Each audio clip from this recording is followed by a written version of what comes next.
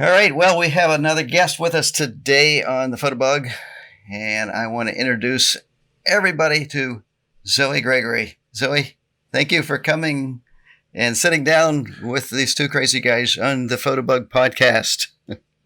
Where are you coming from? Where are you at right now? I am currently just outside of Washington, D.C. I'm in Northern Virginia. I'm lucky to be home this week, and this is my home office that came out of the pandemic. So just outside of Washington, D.C. Well, we want to talk to you about the pandemic or the after effects of the pandemic, which I wish it were over now. It's nearly over. And what you've been doing to keep yourself busy and hopefully create some inspiration for other photographers out there, and also talk about possible income sources with your camera. Yes. So as most photographers discovered going into the start of the pandemic, all of a sudden, all of the avenues that one tends to think of for photography just kind of shut down. I actually only went full-time as a photographer in January of 2020. So it was even more of a shock to me. Yeah, that was bad timing, wasn't it? Yeah. Wonderful timing that I picked. And I was lucky that in DC, it was one of the areas where, since it's a major city, people are unfortunately crammed together, not the way you want to be in a pandemic. But real estate photography was deemed to be essential pretty much within the first week of everybody staying home.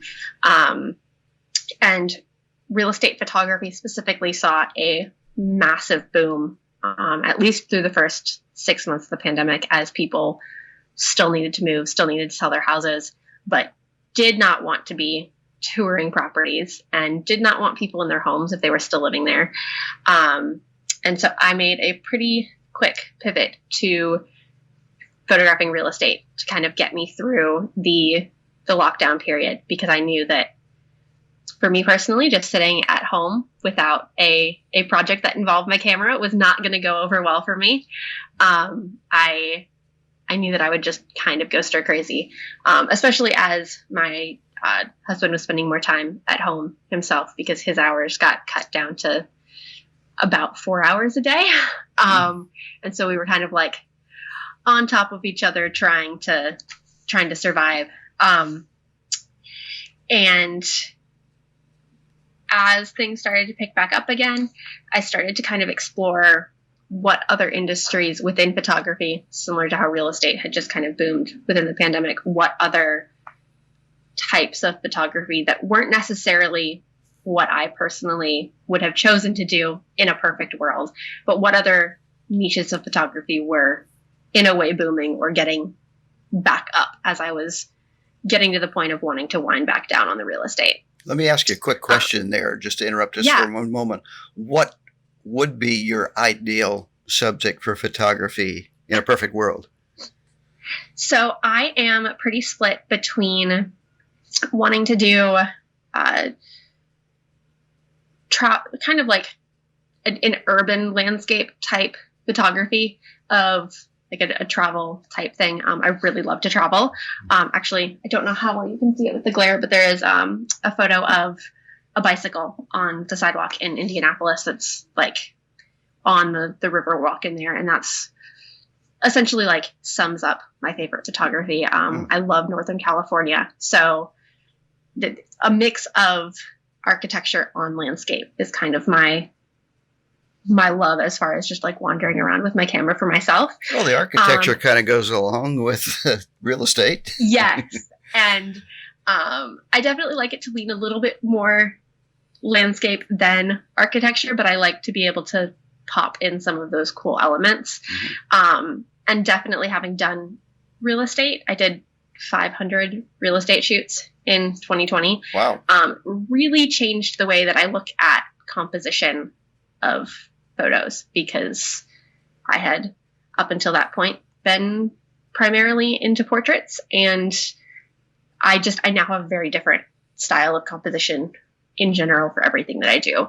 And then kind of as a sub passion project to that, as the way I've been funding my desire to travel and get cities and landscapes, is I discovered that just as photographers' businesses look nothing now like they did a year or two ago, so do all small businesses. And so I've really enjoyed starting to work with small businesses to get them more creative, up-to-date imagery of what their business and their life and their products look like in this mid and post-pandemic world.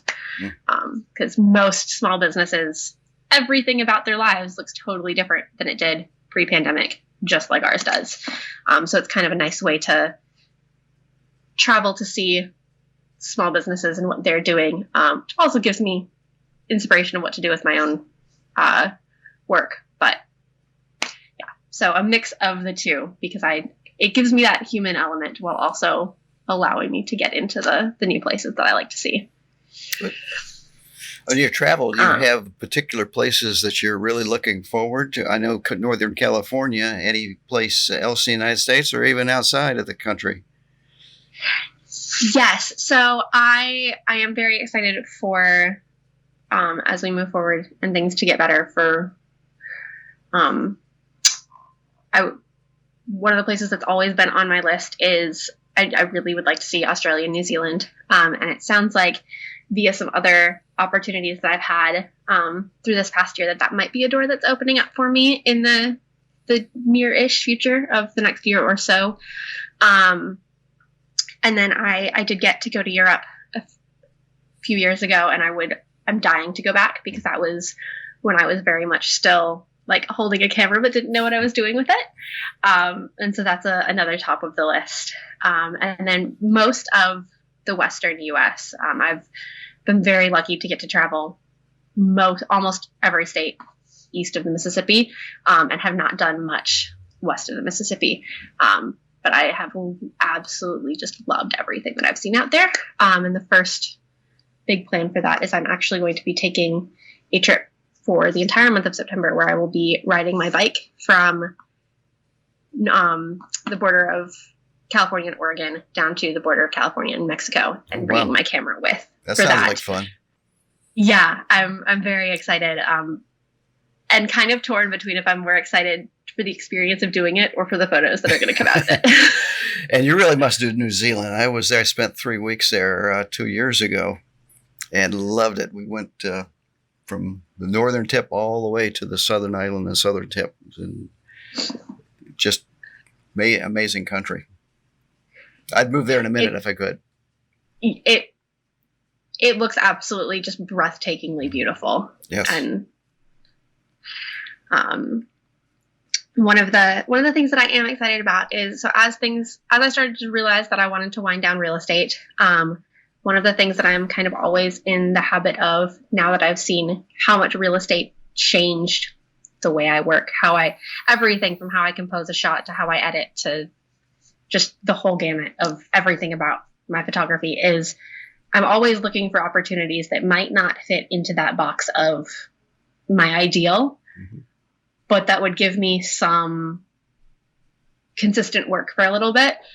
One, to get the experience, and two, to continue with the consistency. And one of the things that I chose to pick up at the beginning of 2021 was photographing dance competitions, which looked totally different in a pandemic world. Basically, if you were 16 or younger, you could have one person. That could be a parent, a guardian, a teacher, but it was just one. And if you were 16 or older, you couldn't have anyone.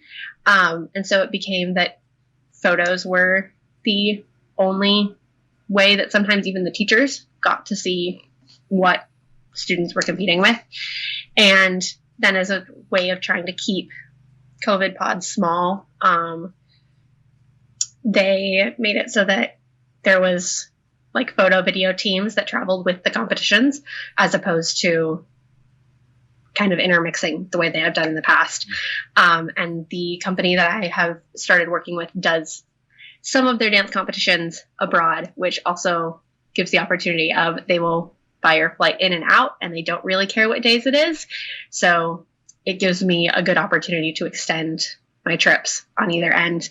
And one of the big ones that they do in the fall that I don't think is going to be I don't think the world's quite going to be ready for this year, but they do several in Australia. And I don't think they're going to be ready to bring those back this year, but it sounds like that's definitely on the table for 2022. Well, Australia is another place. The second 3 weeks I spent after New Zealand was 3 weeks in Australia. So both I highly recommend them. Do you have plans as far as income sources from the travel photography beyond the dance? Yes. So I don't have it up and running yet. But essentially what I'm trying to do is blend funding how I am traveling with additional like client work, and then also spending an afternoon to myself with essentially creating stuff that will eventually become print sales.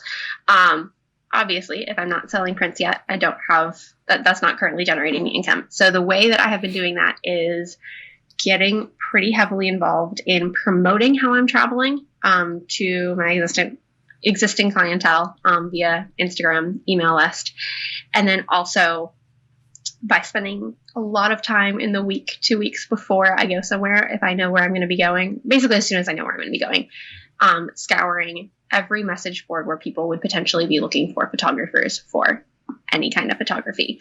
So, for example, when I found out that I was going to be going to Los Angeles a few weeks ago, I opened up Honeybook, which is a client management system that a lot of like portrait and wedding photographers use, and looked for anyone who was looking for either a fill-in photographer, a second photographer, or just a photographer in general. And then I also spend a lot of time on Craigslist and any of the local classifieds for about 100-mile radius of anywhere that I am looking to go. And I have been absolutely blown away by the stuff that I have been able to find on there just by pulling up people in search of photographers. And there's a good, I would say it's like 50-50 is some just kind of throwaway stuff where people are looking for a non-skilled photographer. But then also there's a surprising number of people who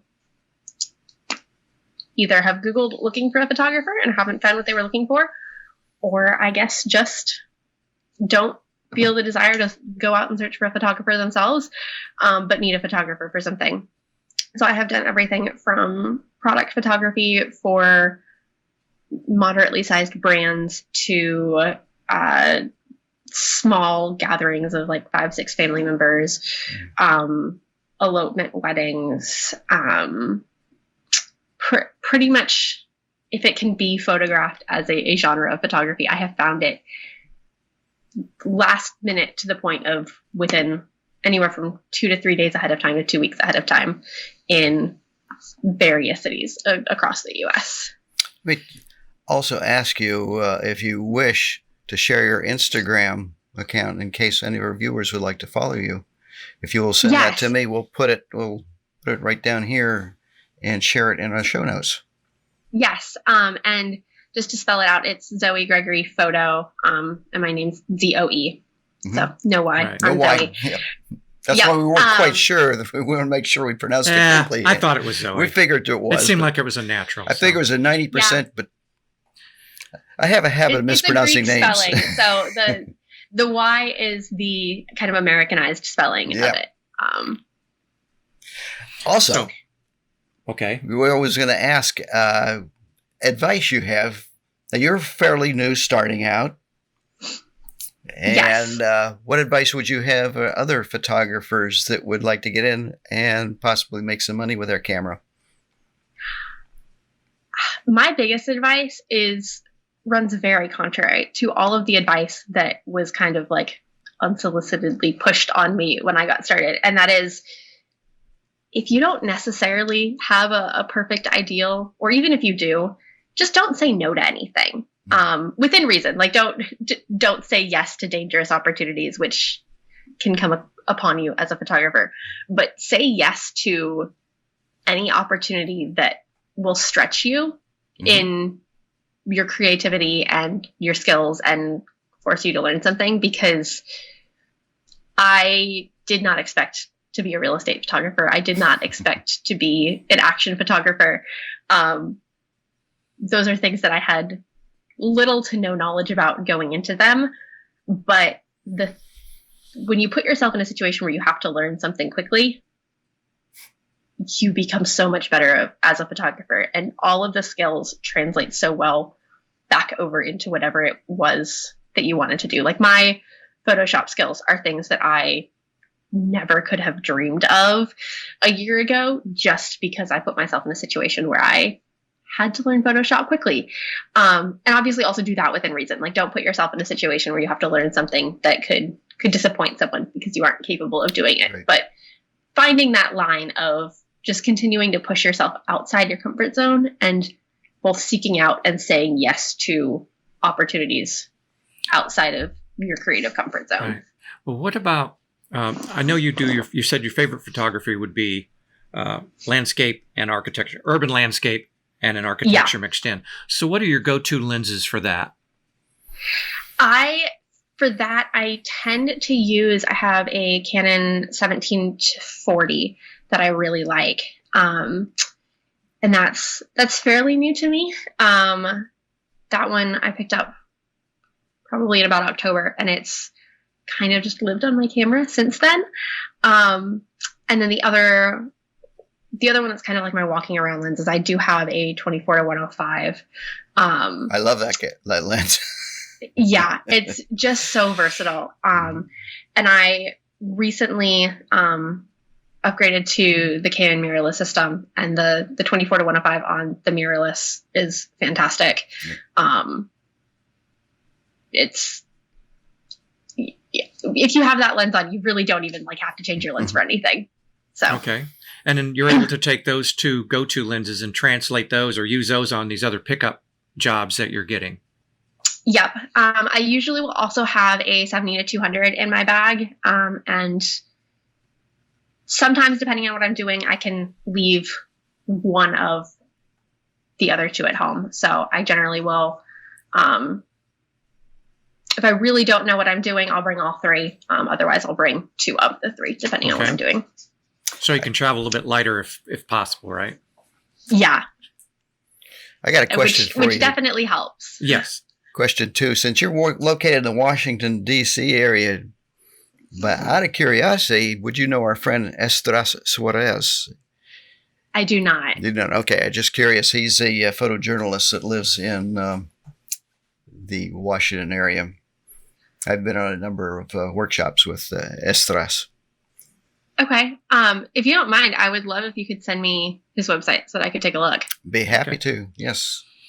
Now, basically, Northern Virginia, my mental image of that, having driven through that area many times, because I have friends that live in Maryland and other areas close by. I spent about almost 4 years up in that area. Is the Northern Virginia magic traffic coming onto the interstate? It doesn't matter what time of day. It always seems to pop up. Yeah. I tend to attribute, and granted, I am very close to the city. My husband works in the city, and his commute is less than 15 minutes.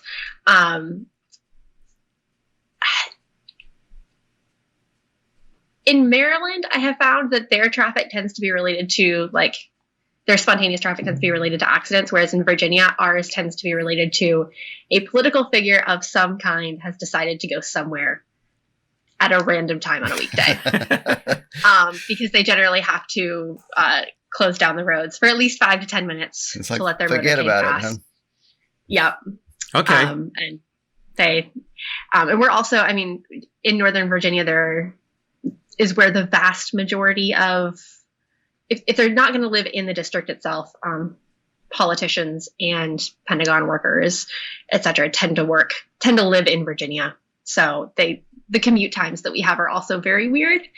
Our rush hour in Virginia just tends to kind of continue because you've got the people that are going into work at 4 a.m. all the way to 11 a.m. Oh, I think that answers my... Yeah. I never could time it, ever. And so, it had me kind of thrown off. But, and unfortunately, there was no great opportunities. Well, I'm stuck in traffic. What can I photograph?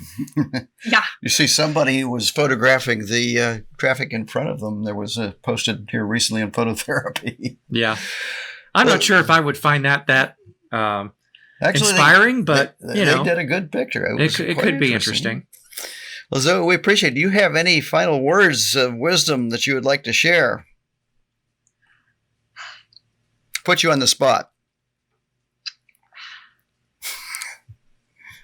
My biggest go-to is always to just continue to take chances, because all of the photos that I have found that I love are, especially at least of my own work, are photos that I never would have like gone out to try and take. Like the bike that's framed behind me was totally out of the realm of what I was going to shoot that day. So just go out and shoot what you're planning to shoot, but then try and find a different non-traditional way to get. Keep your eyes open. Yes. Keep your eyes open, and don't be afraid to broaden your comfort zone. Yes, exactly. Yeah. If you get home and you hate the photos, nobody else has to see them. That's true. Unless you're an amateur, and then you share them with everybody. Yeah. So, well, we sure appreciate your time. And we're hoping really that we can have you on again. So the second time you come on, then you're a twofer. Okay. All right.